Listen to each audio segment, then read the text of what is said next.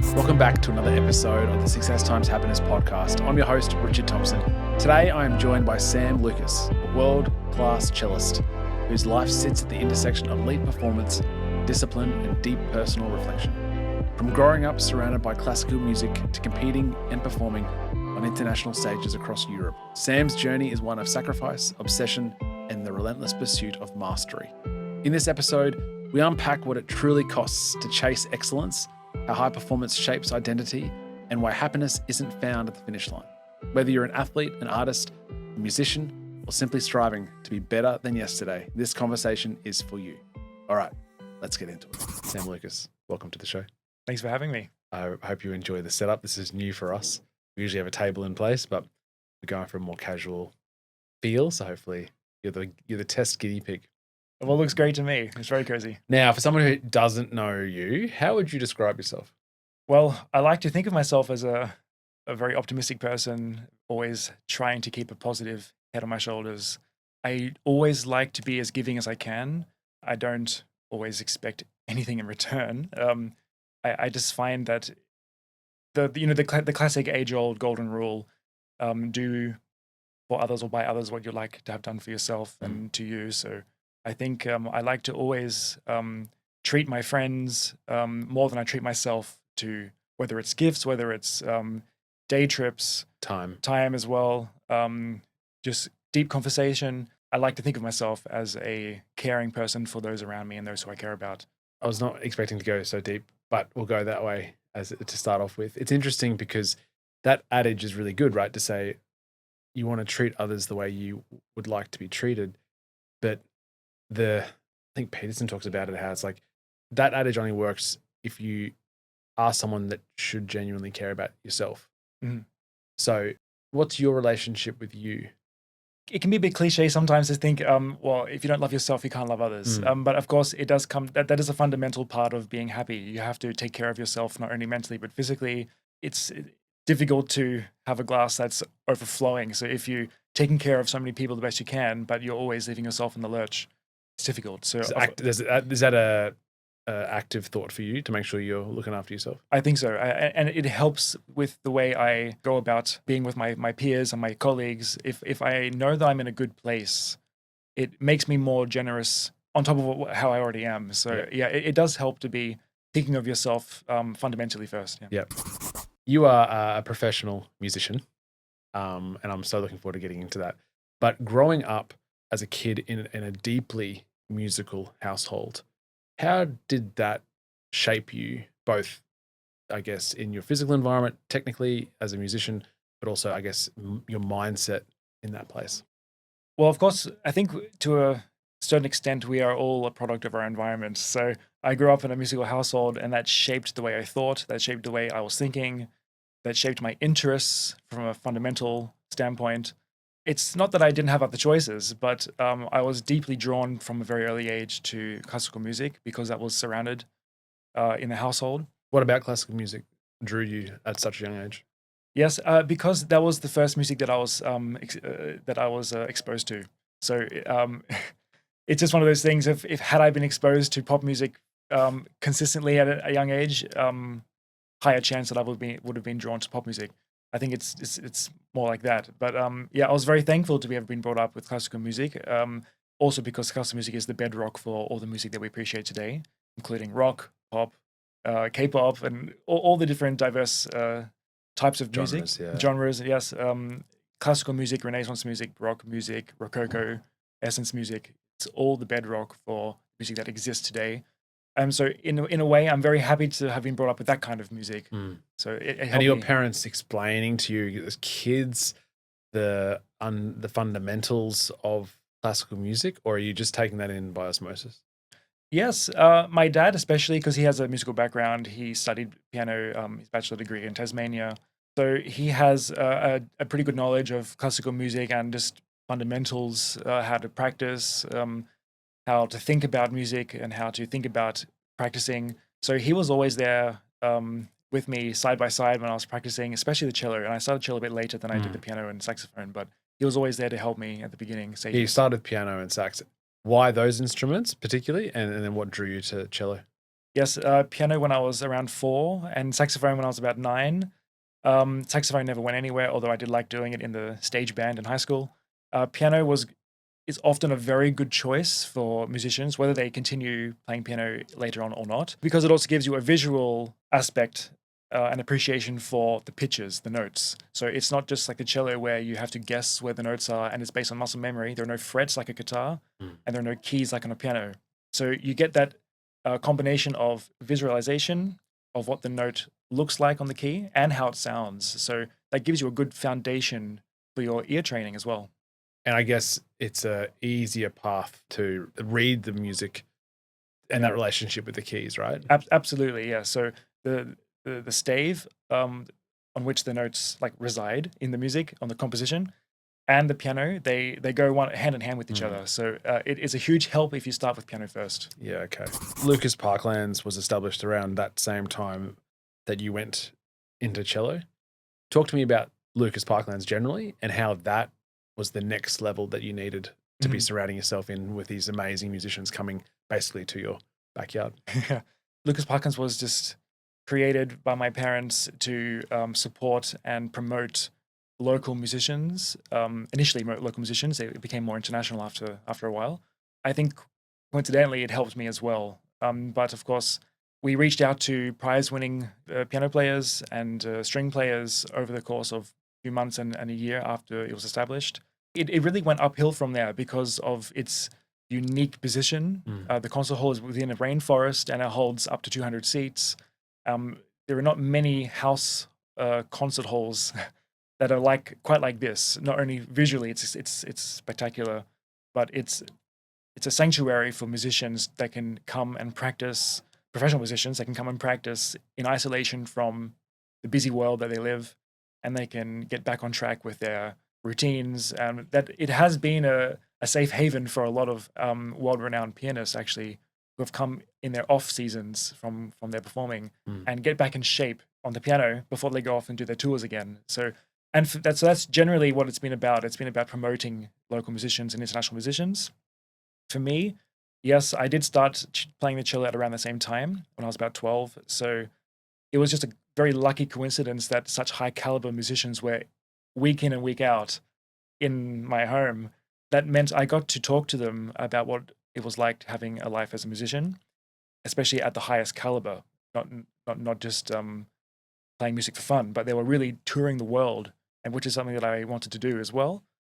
So it helped frame my mindset, not just the way I practice, not just the way I was interested in cello, but my mindset was always drawn to bigger things, bigger pictures. And so I think mentally it was almost more of a advantage for me to have that kind of surrounding.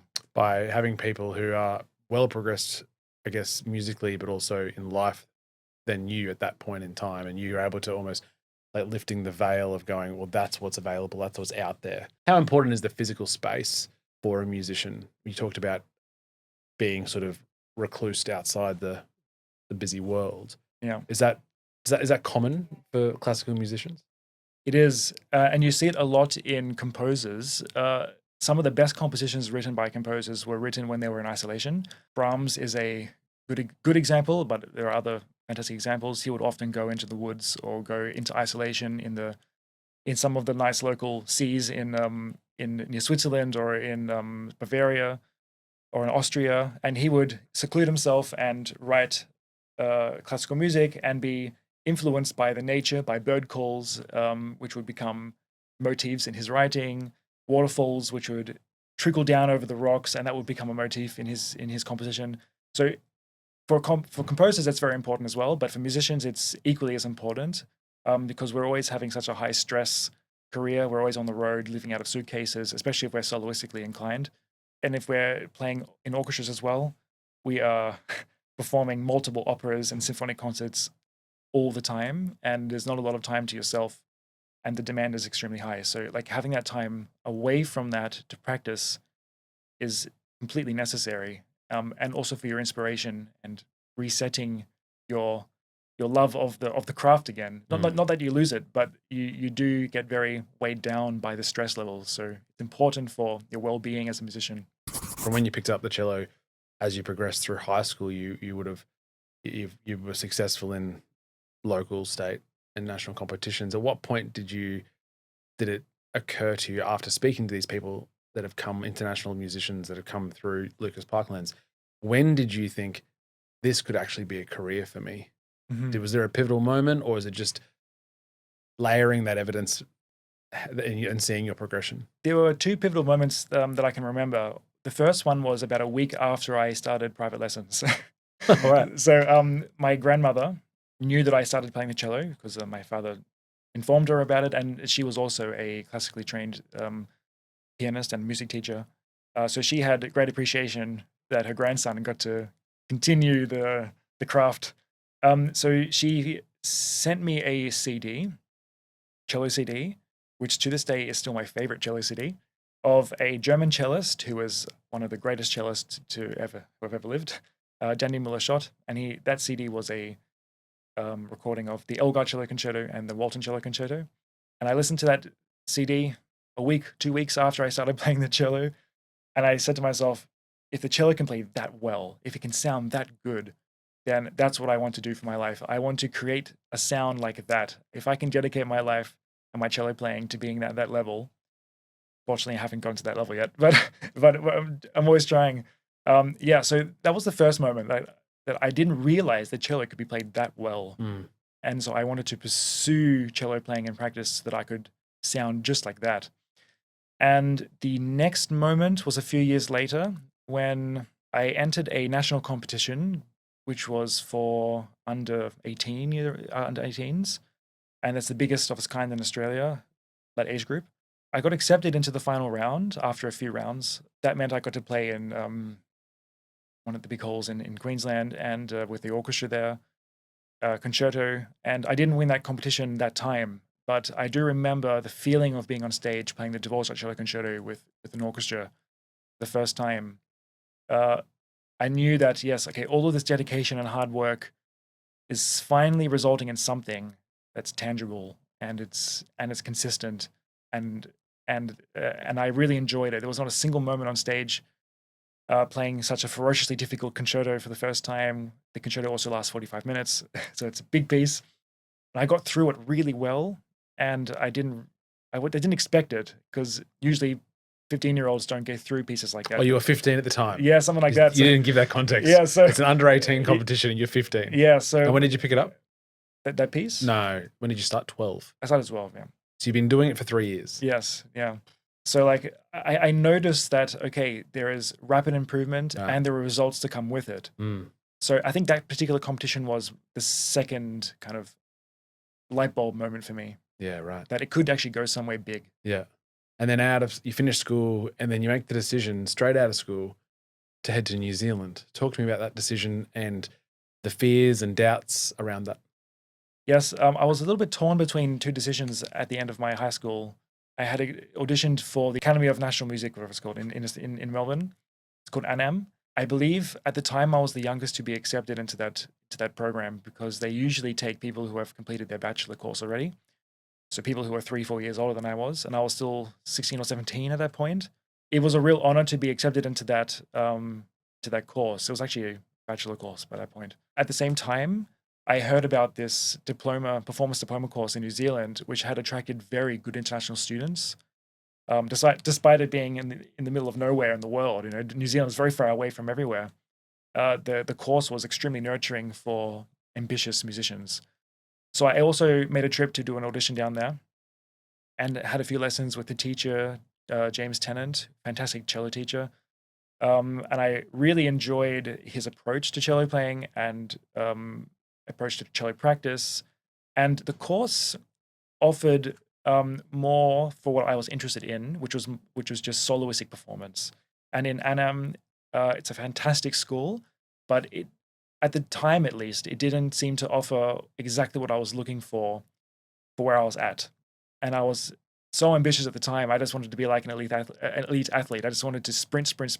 So I just went to New Zealand and did a year and a half there and got the diploma for performance. There was almost no academic. It was just high intense performance and practice and seminars about having a healthy mind, sound body, things like that. What dictates a musician's propensity to decide going down the orchestral route versus soloing? It's difficult to say because in Germany, at least, they have specific courses that that specialize. You can specialize in solo performance. You can specialize in orchestral performance. But of course, it comes down to your interest as a young musician. If you're always interested in making music with colleagues, then you have a high inclination of becoming an orchestral musician. For me, I hated team sports. I hated working with other people when it came to performance and sports. So I always had the inclination just to do things my own way. Yeah. And that just translated in my music world as well. I just wanted to be a cellist, a solo cellist. And so the New Zealand experience would have progressed your skills, your mindset, your demeanor, your ability, Yes. all the right ways? Yes, because we had to perform for a public audience 3 times a week, regardless how well prepared we were. So it was always high stress, but that was the whole point. You put yourself on the line to be scrutinized by the public. Sometimes they were even press there, writing reviews, and you just gave it your best shot no matter what. And of course, it wasn't the best outcome if you weren't well prepared. But yeah, it really helped like fine tune my mind on stage and get past that anxiety level. It's not to say I don't get anxiety, but it did help significantly in my solo performance. Yeah. From back end of high school through this process, is your view of success or the path you're going, was that consistent, or did that change over that period of time as to what you're trying to achieve? Or was it always this sort of infinite approach to the pursuit of your craft? Yeah, I mean, I always had a very strong vision of where I wanted to end up. I always wanted to be based in Europe, and I knew what had to be done in order to get there. Right. So there were certain carrots or certain checkpoints that I had to tick off. So in practice, that meant going in particular competitions, international competitions, in order to get respect and recognition on a more worldwide stage. Because if you don't have that kind of CV, let's say, yeah, it's difficult to enter the mud pit of cello playing in the world is in Germany. It's extremely competitive, especially when you're young. So yeah, I knew what I had to do to at least get a look in. Yeah. So then you move to Europe. You go into bachelor's program, master's, and PhD, and then you're into major international competitions. What's driving you here? What's driving me? It's not annoying, but the thing that's always there in the back of my head and every musician's head is you're never quite playing as well as you want to. You might have a really good concert or performance or practice session where you say, hey, I finally played something well. And of course, your really good playing could be nothing compared to someone else's really good playing because we're all at different standards, levels. But my main pursuit is always to try and better myself from the day before. Is that objectively ascertainable as a musician? Are you able to know? I know we'll talk about running, which obviously is close to me, but there is objective markers in running, right? Of course, yeah. Yeah. Is it the same? Yes and no. It leans more towards no. Really? Yes, because Okay. it is a very subjective. Which makes me thing. think like then, it is an enormous journey you have undertaken from when you decided, let's say at the end of high school to be on this path of high performance. And I'm so intrigued by it. And I'm so inspired by your journey over such a short period of time. But for something that requires you to push, sacrifice, all the things to get you to where you are now, it's all based on a subjective improvement. I find that really hard to calibrate. Yeah. So the objective side is in practice, you're practicing a phrase and you are missing notes or you're playing some notes out of tune. Then you go through, of course, the practice methods to try to improve those odds. The next day, you're missing less notes and you're playing more in tune. So that's an objective outlook on a day-to-day basis on improving your cello. So of course, to some level, you are improving objectively. But of course, the higher you go, and that's also the same in sports, the faster you become, the more micro improvements that you... The marginal gains will get harder. Exactly. Yeah. It's exactly the same in music. So the higher level that you become and the more refined you are as a musician, you don't really notice those marginal gains from day to day. But of course, over the course of a year, 2 years, 3 years, you do notice that the fluidity between notes, the vibrato that you put and have consistent from note to note, the legato from bow changes becomes more consistent and more elegant. These are the marginal gains that we start to look for the higher and more advanced you become. And if it's anything like sport for me, there's so much value in the pursuit of that. Yeah. Right? Of course. It may be 0.5%, and it may take you a year. Yeah. But the pursuit of that is so sustaining. Yes, I think it's the best part. I mean, love the grind is the good old saying. Yeah. I love sitting down and just kind of just roughing it out. Also in the running, but of course in the cello playing, it's a lot of fun, and not a lot of people have the patience for that. I don't think. And just getting back to the subjective side of it all, I could play something that to me is at my best. Doesn't mean it always will be, but I could find that really good. I was really happy with how I played that. 2 years later, I come back and listen to that same recording again. It's just mediocre. There's nothing good about it. It was only good at the time. Yeah. You know, it's like that. So, and to someone But else, is that not a representation of life? yes, Like how you act, how you turn up 2 years Yeah. ago should be, of course, yeah. should be mediocre compared to where you are now. If Yeah. you're on that journey of the growth, right? Of course. And if I listen to a recording of someone else or a recording of a symphony played by the Berlin Philharmonic, yeah, that's the best recording I've ever heard of this piece. And then someone could say, it sounds like a mediocre performance to me. I like this recording of this version. So like there is also a level of subjectivity. Okay, of how you receive that music. Yes, because at the end of the day, music it's an art form, and it's something that lives and breathes in the air, and we all perceive those kinds of things a little bit differently from each other. Right. So it's both measurable and not so measurable. In the path that you've achieved over the last 12 years, what's the cost? What's the cost of the journey? In the general sense, the cost has been a lot of time away from family, away from friends, away from developing relationships, away from pursuing other interests. It's a cost that have always known about, been aware about, reminded myself about, been reminded of, and I've always opted to take that risk and take those odds every time. And I think now that I'm at a level that it's sustainable and it works well enough for what I want in my life, I've kind of started to look at other things that I'm interested in that I've had to not give up, but just put aside for a long time, like running and like reading and like writing, for example. I'm now starting to reintroduce those things that I chose not to have in my life when I had to really concentrate on my cello life.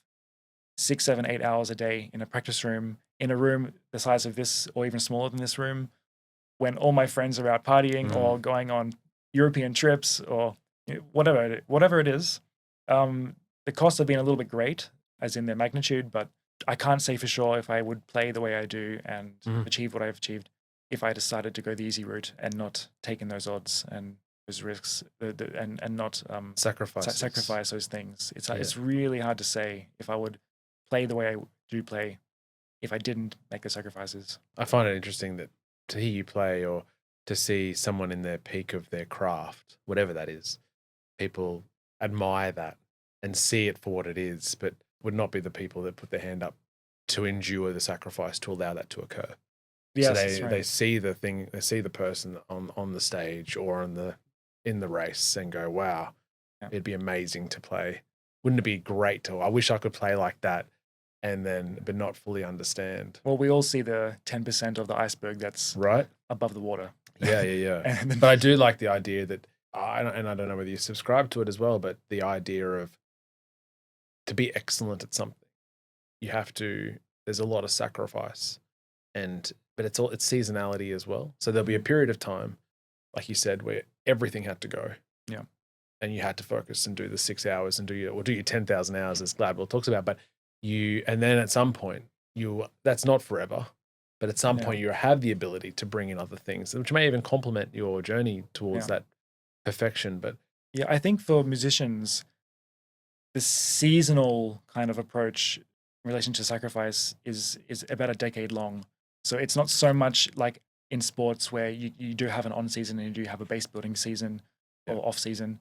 for every day or 2 days that I spend off the cello, I feel like I need a week Oh, of practice to get Oh. back. Doesn't mean I do. Maddening. Doesn't mean I do need a week, but like I do notice Yeah. that okay, I am behind. Yeah, I almost reference that almost like as a macro level though to Yeah. say like an athlete's journey, let's say to the Olympics, Yeah. they will take, if depending on where their age fits in the Olympiad, may take 8 years Yes. of what others would perceive unhealthily sacrifice Mhm. to their pursuit, Yes. you know, and that's their season Yeah. of sacrifice. And then they finish that, get the gold medal or whatever, and Yeah. they can then add in other things in their life. But That's right. I just feel like the pursuit of high performance in its very essence Yeah. requires that. Oh, absolutely. And yeah, the duration will be different depending on the vessel, Yeah, depending of on course. what you're pursuing. Yeah, and I mean for string players, we have to keep our fingertips coarse with callus a lot.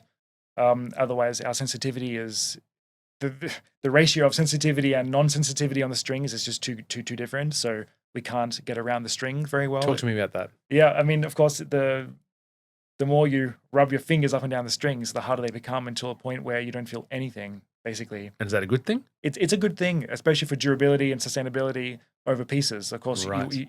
you're So you have no feeling on the top of your fingers. right now I do because I've had a month off.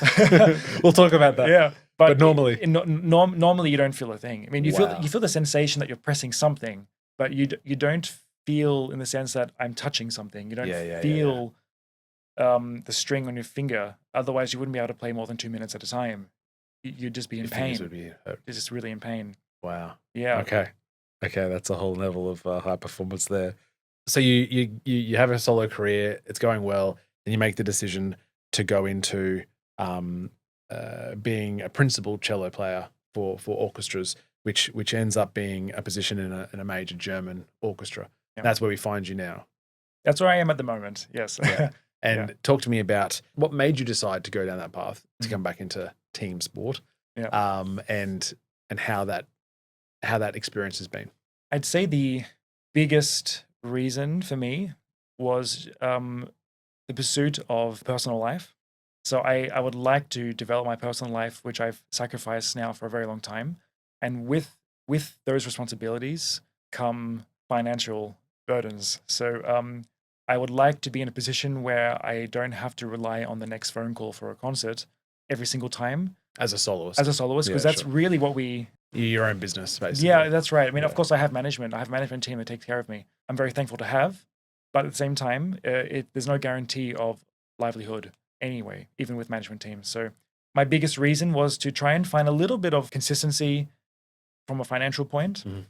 and sprinkle in my solo concerts on top of that.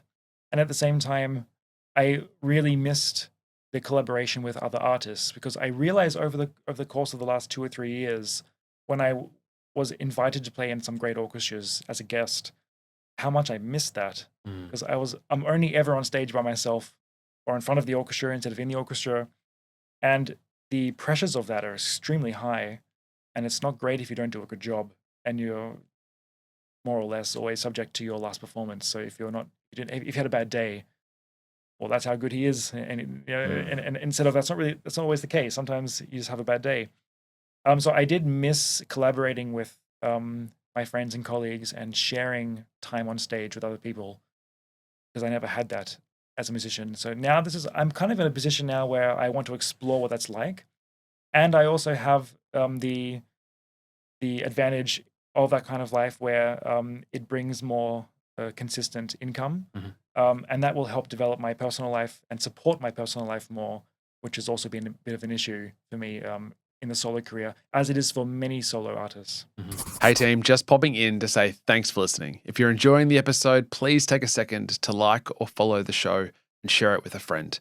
It's the best way to help us grow and keep bringing you more great content. All right, let's get back into it. Within your studies abroad, you started developing this interest for running. Mm. Had you not run before? No. And so we're talking only probably 3 years ago. Between 2 and 2.5 years ago, I started. Of course, I did some little athletics when I was a kid, and I was always good at the explosive sports, high stress, pivotal sports, high jump, shot put, discus, sprinting. Was always first or second from year to year, from school to school. But I think I even got to a state level of sprinting and discus or something. Right. I think at some point. So there were some signs of like, Potential. athleticism there. Yeah. But I couldn't run more than 300 meters, even slowly, to save my life. There was a period after some heartache in my personal life where I looked at myself in the mirror and I wasn't super happy with where I was physically, not only mentally, of course, after some events, but I was very interested at the time in, and still am, in ancient Greece and the Greek history, and I came across a story about the first marathon, or at least the story that inspired the first marathon. The original course where Phidippides ran after the Battle of Marathon back to Athens, which is a shorthand version of the story. Of course, he ran to Sparta and back, and then back to Athens. So that's now called a Spartathon. But like for the sake of convenience, the story is reduced to him running from the town of Marathon which is on the coastline to Athens. And was it to deliver a message? Yes, it was. So Yeah. during later Olympic years, modern Olympics, it was extended to 42. 40 kilometers it was. Yes, I mean the original distance of marathon is 40. So he ran back to deliver a message that the Athenians won the battle against the Persians, which was the first Greco-Persian invasion and war of a huge 20, 30-year period. Yeah, that inspiration really caught me, I think. And that story is so interesting to me. And so I looked at the Athens Authentic Marathon website, and it is an approximation of the route that he would have ran, which is also the Athens Marathon, like Olympic marathon course anyway. But yeah, that is basically the flattest route from Marathon because they're very hilly areas. So that is basically the flattest route. So that's where he would have ran. And so like my introduction to running was doing this marathon with my family in a very casual sense, only for the historicity. I wanted to experience just the history of the first marathon. I didn't train for it at all. I mean, I did like 5 to 10 kilometers a week, and my highest week was about 21 kilometers. It was really bad. You were not ready to run a marathon. I was not ready to run a marathon. I had issues along the way. I think at around 21 kilometers, I didn't tear something, but I definitely strained something, and then the paramedics came and gave me a 10-minute massage, and then I had to get back on my feet, and I ran it in about 6 hours. So, yeah, but I realized about a month after that marathon, which was towards the end of November, I've never experienced the thrill of standing at a start line with 45,000 other people, and we're all in it together. We're all struggling the same amount, more or less. We're all wanting the same goal. I never experienced that kind of thrill as I do as a musician outside music. And so that was like the light bulb moment. Okay, I want to do that again, but now I want to do it properly. And I just started training casually for a few months. And then I saw some very quick results. I went from being like 92 kilograms to being 82 kilograms in about 6 months. Oh. Didn't change my diet or anything. I just started running. And I realized, okay, I'm running 30-minute 5K. Now I'm running 19-minute 5K in a matter of weeks. And I'm thinking that can't be normal. So I knew that there was some kind of genetic predisposition to athleticism or something along those lines. I knew there was something there worth pursuing with some interest. And so, yeah, I joined a club and got some information from coaches, got help from professional coaches. We also have in Dusseldorf 2 Olympians, Henrik Pfeiffer, one of the greatest German marathoners. I get to see him sometimes and pick his brains. And yes, it kind of went from there. I really enjoyed the structure of training. And it helped me with my fitness at the cello as well, because being fit in the body meant I had more stamina on stage. My heart rate used to be like 60 something resting heart rate, and now it's like 42. And when I'm asleep, it's like 33. So, and that helps when you're on stage when you're nervous. Like you have this internal control of your body. What's your heart rate doing when you're performing? It's usually very low. Sometimes it fluctuates when there's a difficult passage coming up. I'd say like the state of my body metabolically is always very low when I'm performing, much lower now than it was before I became more athletically inclined. Sure. In readiness for this, for our chat, I had a look at the idea, and something that did not cross my mind was the athletic requirement for playing the cello, because I'm naive, and I think, well, what level of athleticism do you need to play a musical instrument? Yeah. But because of the size of it and because of the range of motion that you have to do constantly, there is some element of muscle endurance and muscle strength. Yeah. Particularly, obviously, when you're practicing for 6 hours a day or you're performing a huge piece. I would have thought that if you've got really strong that range of motion and the muscular strength there, then it's going to be a huge advantage. Definitely. This is a bit of a point of debate. I don't suggest that the cellists are hitting the gym. No, but I suspect that it may help. But we do a million repetitions a day, right? With our right arm on the bow, with the bow on the string. So, yeah, this is the point of debate amongst musicians sometimes. Music is a sport, or music isn't a sport. Playing a cello or a piano or whatever is a sport or isn't a sport. My philosophy is music is not a sport, but playing an instrument to the body is a sport. The body doesn't know that it's playing a cello. It's just doing movements to require you to play a cello. Right. So, like, to the body, yes, it is a sport because you're doing repetitions. You're developing lactic acid in your muscles. You're doing it. You're doing repetitions all the time. You're getting fatigued. You're improving. You're adapting. Your muscles are going through constant adaptations. So yeah, it is to the body a sport. Of course, we don't like to think of it that way, but because music is an art form. But yes, to the body, it's very athletic, and it's important to be physically fit. I think because it can only help your sustainability and be injury free as a musician. And when we're talking about small wins and marginal gains, you've come across the Norwegian training methodology, which is for the athletic nerds out there. It's very much focused on sub-anaerobic lactic acid thresholds, small doses, but a lot of them. You found amazingly that as a sample size of one, that you have found that your ability to play the cello has improved because of the exposure to lactic acid in your running training. Exactly. And this is coming from someone who's you're on the journey of perfecting this craft, and it's like, how much more training do I need to do in musical training? And then all of a sudden, you do a few sprints out there and to max, and you're a much better player. Like I said, sample size of one, but I am right now in the middle of trying to develop a methodology for cello practice or just string instrument practice that is more scientifically based. Because we do a lot of our practice, which is just based on feel, but I go by the standpoint that feelings on their own are not a reliable pathway to truth. So we have to combine that or isolate our feelings, at least, in order to find something that's reliable. And of course, the way we have been practicing for our whole lives is reliable enough, but is there a better way?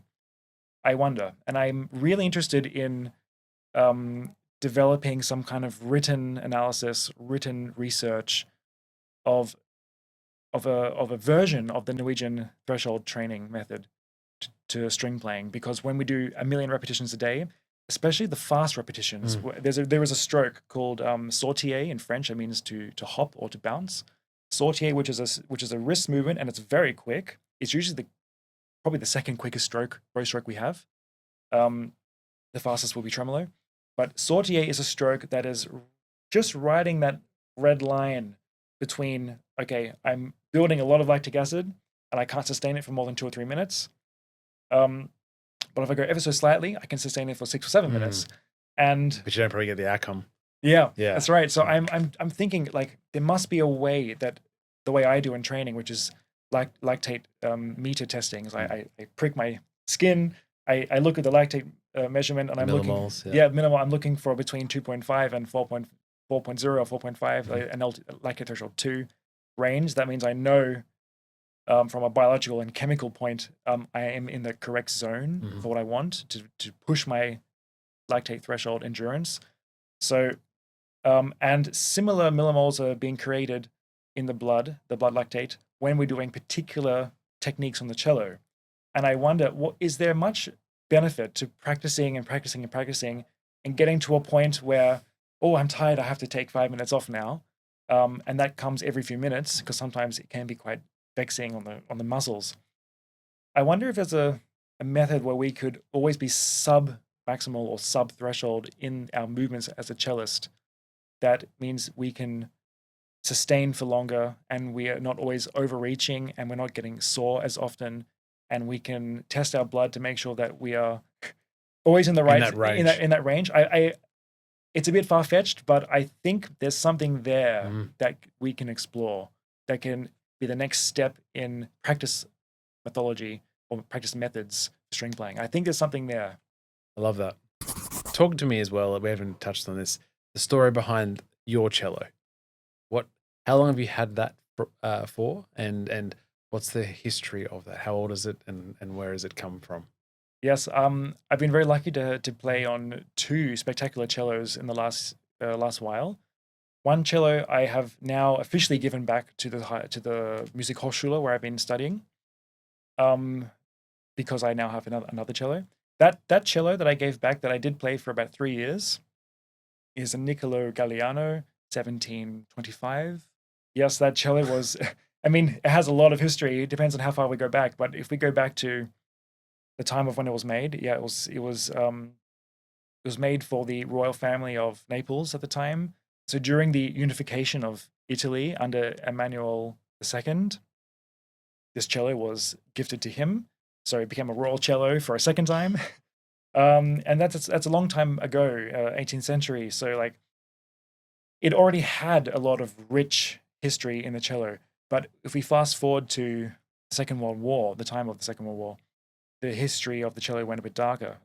There was a Jewish cellist and composer who was unfortunately captured by the Nazi regime and taken to the concentration camps, and then he was murdered there. But that cello was his child, and he played on that cello his whole career and composed music on that cello. It was kept in his house for safekeeping, away from the Third Reich and the Nazis, because it was a valuable cello, of course. Spoils of war, you find it. It was gifted to his daughter, and many years later, that cello was recovered because he left a note that he wrote on the train to Auschwitz. Throughout the note, as many people did at the time, their farewell notes, basically. And a little part of that note mentioned that I have this cello, and it's in this building, and it's hidden in this area. Please, someone find this cello and keep it safe. And please find my daughter and give it to her. And out of all the thousands of notes that were either destroyed or burnt or ripped apart and lost, that one survived. And that's how the cello stayed in the family and stayed free from the spoils of war. And so, yes, we fast forward to today, and the cello was sold by the family to pay for the daughter of Paul Hermann, her studies as a doctor, and now today's world, it belongs to the Hochschule, so the music conservatorium where I've been studying, and they generously loaned me the cello for 3 years to play, and it was really another big step in my career, I think, not only because of the historicity of the cello, but I got to play that cello around the world. It's a famous cello of the world, so being associated with that was actually a bigger deal than I realized at the time. Right. Yeah, I'm very thankful to be playing on that cello. The story actually is endless. I'm only just touching on the Spitze, you say in German, like the very tip of the story. But yeah, I got to play in the Wigmore Hall in London, and the Holocaust Memorial Day in the European Parliament in front of some world leaders and everything. And yeah, it's just, and yeah, it's very emotional also as a musician to realize, I'm playing a cello that has gone through this amount of situations, and I didn't know that at the time. So like I was informed over a period of time. And the other cello I play now, which is mine, is 1720 by Carlo Tononi, Venetian school. So completely different kind of cello, different school of method of making the cello. Beautiful, probably the most beautiful cello visually I've ever seen, and one of, if not the best cello I've ever played in my life. Extremely lucky to play on a cello like that. when you see a orchestra or a classical musician, you don't necessarily, or I don't necessarily, again, naivety is a marvelous thing, but I don't think there's a history. And probably because we're in Australia and not a lot of history here Yeah. from a white Anglo-Saxon point of view. Obviously, ridiculously depth of history with First Nations, but it's hard to imagine that your instrument is 300 years, Yes. 400, almost 400 years. Yes. And it's been played for 400 years. That's right. Yeah. Of course, it adds to it adds to the sound chamber. So, like, of course, if a cello has just been built, it hasn't had 400 years of sound waves and vibrations that have warped and adapted the wood and developed the sound chamber. So, of course, a cello that is older tends to have better sound, especially if it's consistently played. Of course, the maker has to be renowned, and of course, that adds to the not only the value, but that's the quality of the cello, the workmanship and everything. It's always a pleasure to open the cello case and see the cello. Like, oh, it's a very special cello. The reason why you're in Australia, or back in Australia, is because you had a unfortunate winter sport injury, busted your hip knee. For someone who is you're playing the cello every day, you're running every other day. Now you're otherwise not doing either of them. Yeah. How is that?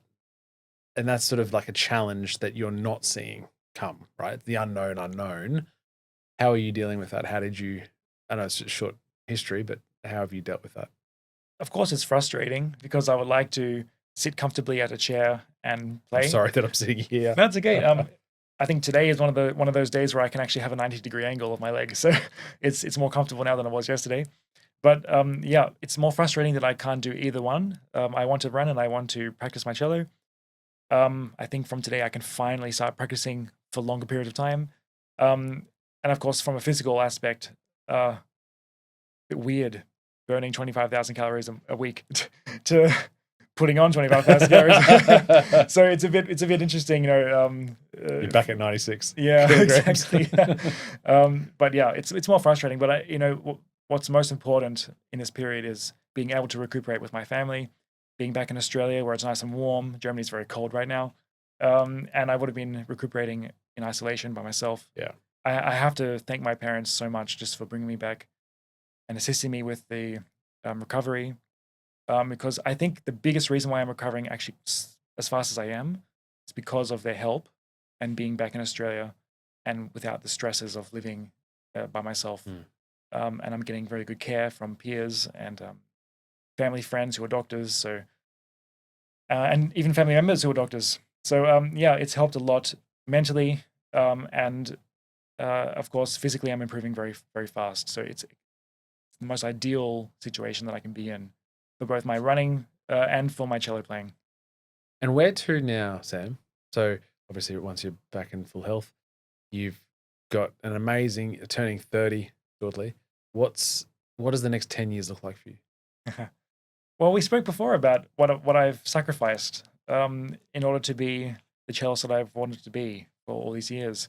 I think the next 10 years is more about reintroducing the things that I sacrificed. Of course, always keeping up my cello career. That's always number one.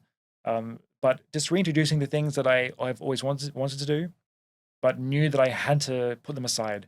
And that's already started to come out a bit. So I've already written big manuscript for a novel, a historical novel, in the last couple of years, which took a lot of time and a lot of research. But I was very happy to do it.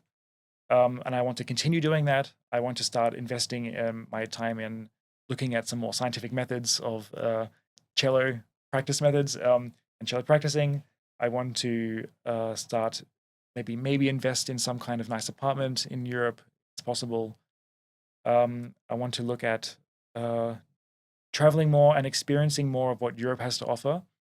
A lot of the bedrock of what we appreciate in Western society comes from Europe. So I want to just appreciate that by learning more about it. Of course, from a personal point of view, it's always nice to have a partner, a wife, so that it will be nice. But of course, that comes when it comes, I think. If I pursue it, I may as well just do the things that I like doing, and whatever comes with that would be a great outcome. Yeah. So yeah. So just learning more about the world we live in is, I think, my number one priority for the next 10 years. Oh, I'm fascinated. Yeah, I'm deeply appreciative of your time today, and I think, yeah, how your brain is made up is incredible, and your pursuit of high performance and the way you think about that is really impressive. Thank you. Yeah. My 11-year-old eldest son, he plays the clarinet and has a deep obsession with Greek mythology. Oh, So I think you guys would have a good conversation. I think we would. Tips for young musicians Okay. starting out. Yes. Especially if you're starting out from scratch, find an instrument that is, of course, very interesting to you. Doesn't matter if it's the drums, if it's the double bass and it's 3 times your body size, as long as it's interesting to you. With interest comes with interest comes more intention. So you are more inclined to practice and spend more time with the instrument. It's the opposite case if you don't like the instrument. So you may as well go for something you like and enjoy. And see where that takes you. I mean, you don't have to have any pressure from anyone, not from your parents, not from even yourself. As long as you have an interest, I think you should just enjoy that interest and not squish it by forcing it. If you see a talent there, it's very hard to make distinction of what talent really is. But if you do notice quick improvement, which we can just call talent for the sake of argument, if you see a very quick improvement, I would nurture that. Find a teacher who appreciates that, who can see that talent with you, and see where it takes you. Don't get too obsessed. Always have a hobby on the side. Just keep it casual. That's what I would say. If you're absolutely starting out from the ground up, just go with what is interesting to you and enjoy that. Wonderful advice. Off topic, your thoughts on Luca Sulik and Steven Hauser? I was very lucky to actually meet Luca when I was I think I was in Bulgaria at the time. They're really good cellists. There's no doubt about that. They're both classically trained, and they saw a gap in the market that was not yet tapped into at the time. It's tapped into a lot nowadays. Okay. But of course, at the time, it was new, as was YouTube. So, almost, they're two, yeah, as you say, two cellists who've really commercialized their craft, right? Yeah, they took advantage of the platform that was new at the time, which was YouTube. So, like, if you look at some of the oldest cello videos on YouTube, they are from the two cellos. Right. Yeah. So they really were smart in their commercial sense and their advertisement sense. They are incredibly good cellists, and it's a bit like Andre Rieu, who is a very good violinist, classically trained, but he brings the everyday music and makes it into more classical style concerts. He can take songs from the Beatles, or he could take segments from movie soundtracks, and just packages up in a concert and ship it out to the audience. And it makes for a great introduction to non-classical fans, actually. Sure. So a lot of people who love classical music are introduced by alternate means, and that's what the two cellos are very good at, I think. Some people don't even consider what a cello is, but they see two cellos and then suddenly they have a light bulb moment, and they look more into cello playing, or look more into classical musicians and music. So that, I think, I'm very grateful for the two cellos. They're introducing a more pop-styled or pop-esque way of classical music that has been lacking, and it draws a broader audience around the world. So that's a good thing. Great. All right, before you go, 5 quick questions. What does success mean to you? The pursuit of happiness in what you're doing, and the combination of that and living from it. So being able to be happy and have a lifestyle and livelihood from that helps, of course. We have to live. But I think being happy within yourself and knowing that what you do has a positive effect in the world in which you live. All right, I'll flip that then and say, what does happiness mean to you? Happiness. I think happiness comes a lot from appreciation of the world in which we live. So if you're interested in something that is meaningful to you, that can bring you happiness. Happiness can be more subjective to some people. So like, what's happiness for me is just something else. It could be unhappiness for someone else. So like, you got to create your own happiness, just like you got to create your own meaning. Happiness for me is doing well by my family, being ethical to other people, and keeping a sound mind and sound body. Piece of advice that you would give to your younger self to put on a billboard for the world to see, what would that be? Start getting into physical sports sooner. Take care of your body sooner rather than later. Yeah. Because that takes care of your mind as well. A sound body, it goes hand in hand with a sound mind. And normally in Germany, what's your morning routine look like? Nowadays, in the winter when it's very cold, I wake up as late as I can. What time is that? Between 8 and 9, Okay. because it's still pitch black until 9:30. So like, you're getting to work when it's still really dark, and -5 or 6. So and that also means getting to bed, falling asleep quite late because it gets dark extremely early. So I try to utilize my sleep in the winter a lot. Morning routine, yes. I wake up, have a cereal, have a bagel on toast, shower, and then I just go to my rehearsals. And in the summer, it's a bit different. I wake up and I go for a run or do some kind of home workout, whether it's just stretching, dynamic stretches. There's no running in the winter? Oh, there is. It's just not in the morning. Okay. Yep. And then someone that you know that, and it could be anywhere in the world because we can do this virtually, who you think we should have on the show for a conversation? Anyone in the world? Anyone that you know who you think would be a great... That I know. You think would have a great story to tell? I think my professor would be interesting to have. He's a cellist as well, and he's regarded as one of the great cellists who have ever lived. He's very philosophical, one of the most switched on people I've ever met. And along with that, he's also a fantastic cellist. So I think he would have a lot of interesting things to say. Yeah. We'll get in contact. Or you'll hopefully get us in contact. Yeah. It's hard to name one person because there are so many cool people to have talk on this podcast. So yeah. To know whether we didn't mention the fact that you're twin sister. Yeah, I think she would be very interesting to have as well. She's quite a talent in and of herself. She's a bit of a dark horse, I find. She kind of just does her work, and she's such a hard hitter. But she doesn't like to talk about herself so much. She likes to just she gives off positive vibes for everyone else, and she just does the work.